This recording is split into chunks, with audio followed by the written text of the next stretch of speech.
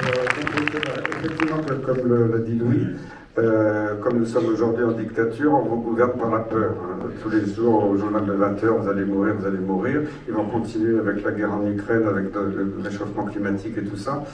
Il faut sortir de là. Moi, ce qui me fait plaisir, quand même, c'est que je vois qu'il y a de plus en plus de gens éveillés. Des gens qui sont plus une dose, 3 doses, qui trouvaient ça tout à fait normal et qui maintenant disent je ne ferai jamais plus la quatrième. Donc ça veut dire quand même il s'est passé des choses. Il y a beaucoup de familles qui ont été déchirées.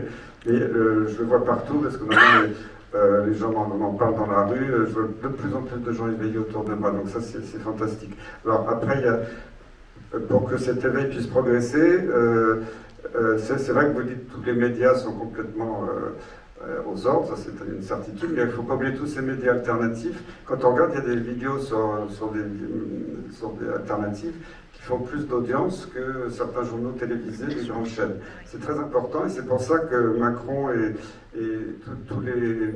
tous ses copains là, qui veulent le nouvel ordre mondial sont en panique aujourd'hui. Moi j'ai assisté un peu par hasard quand j'avais été invité au Parlement européen à Strasbourg il y a quelques semaines.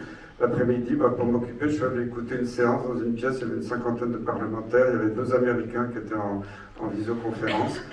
C'était présidé par Raphaël Glucksmann et il y avait là aussi une députée proche de Macron qui était là. Toute la réunion, c'était il faut impérativement et en urgence augmenter la censure dans tous les médias. Vous savez, la raison invoquée, c'était pour préserver nos libertés et nos démocraties.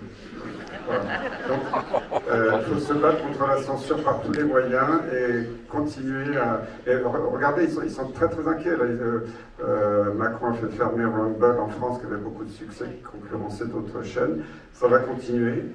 C'est que maintenant, ils n'arrivent plus à camoufler la vérité. Les scandales sortent. Alors, tous les gens ne sont pas encore, qui regardent que la télé classique, n'ont pas encore vu, mais de plus en plus de gens le voient. C'est ça mon espoir, c'est que les gens n'auront plus confiance dans ce système.